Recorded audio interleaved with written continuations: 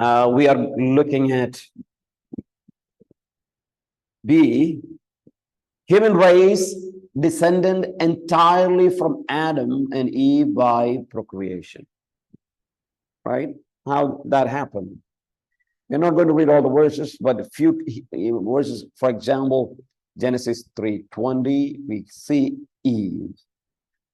What is this? She is called as the mother of all living.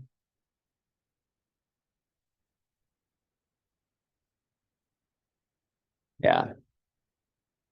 If you can call one person, but every human being call mother, that is Eve. Right? Very interesting verse.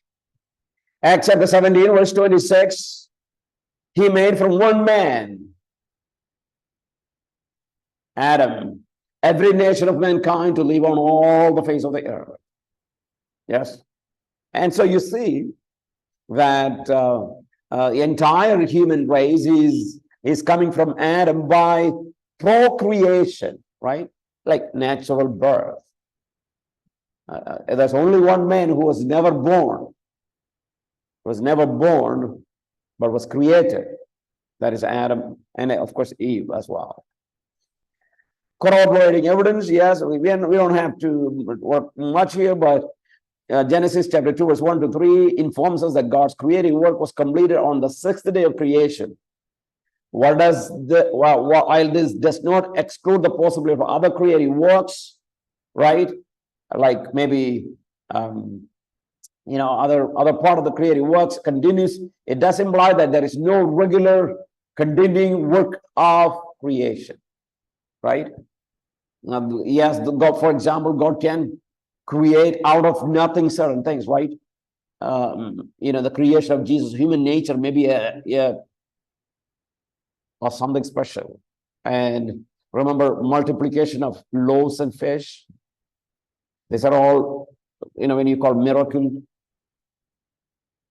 You got a few loaves and fish, and that is multiplied so much. Maybe some kind of God's direct intervention of creation. That is not regular, right? Yes. So you have, we are all created, and we are all procreated. We are all came from Adam.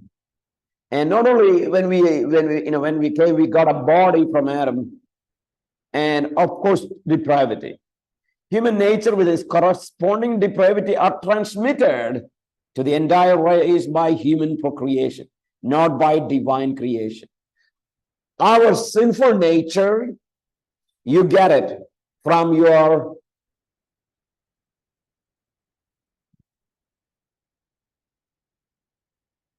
parents.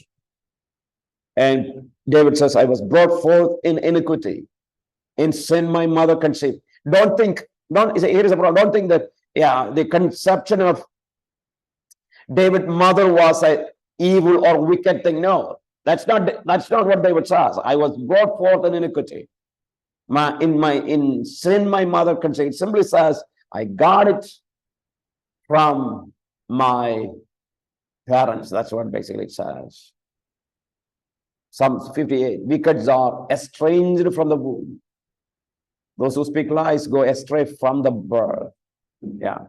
Now, when we say we have the depravity from our parents, here is a question, natural question that has to be addressed. What is that question? That question is nothing but the case of Jesus Christ. How did Jesus Christ escaped? How did Jesus Christ escape this depravity?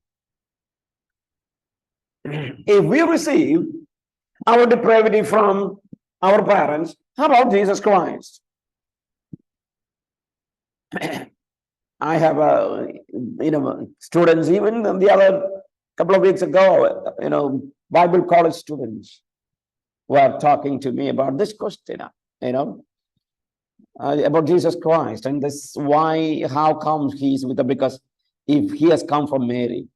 All right, Christ received an impersonal human nature from Mary. What is that? Look at the term. impersonal human nature. This is unblemished personhood that was his from eternity past was inserted on that human nature. See, Christ did not receive a personal human nature. You and I receive a personal human nature. That means when you receive a human nature, the personhood is part of that. Your personality is coming from your parents. But Christ, it is impersonal. There is only human nature. And that, therefore, it was unblemished person. And what happened? Christ was why it was so? Because he was already person. Right? He was actually eternal person. In the beginning was the Word was with God, and the Word was God. Jesus Christ was already person. Jesus doesn't have to receive personhood from Mary.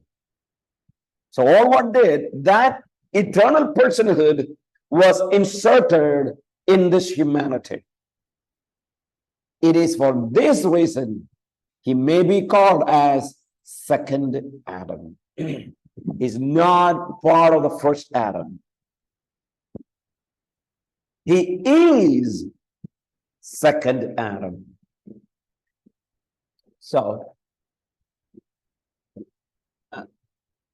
1 Corinthians chapter 15, very important for us. It says, so also it is written, the first man, Adam, became a living soul. Remember Genesis, right? We learned, and God breathed the breath of life, and he became a living soul. The last Adam became life-giving spirit, right? If the difference between the first Adam and the last Adam is a life-giving spirit. However, the spiritual is not first, but the natural, then the spiritual. The first man is from the earth, and therefore he's earthy. But look at this clearly. Second man is from heaven. Second man is from heaven. And Jesus claims, I have come down from heaven. So his personality is not of human origin. He's not earthly. Yes, he has taken only that earthly tabernacle, that is simply that nature, human nature. That is the only one that he has taken. He has not taken any human personality. No human personality at all. All right, so what is the point of 1 Corinthians 15? It is to compare the first Adam, right? That is our Adam, the man Adam, the Adam that God created in the Garden of Eden, who stands as humanity's representative. He is the representative. And as the source of every corruptible human body. Every corruptible human body receives from first man. And they come by natural descendant. Natural descendant. Like a male and a female. Right? A male and female. We say 23 chromosome here, another 23 chromosome here. Right? And join together, starting a new person, right? New person. This is not the case with Jesus. And what happens? This 23 chromosome and that 23 chromosome miraculously joins together, and there is a new person. And a new corruptible person is growing, coming. Right? Natural descent. That is not Jesus. But the second Adam, who is the representative of all spiritual humanity, all born-again believers. He is the source of every incorruptible body. at resurrection. Yeah, incorruptible body at resurrection. All right. So this is something that we need to do here to study. I think, I wanted to talk about the constitution of man, but composition of man, no, of course, no constitution. So I will take some time and explain that in the next class.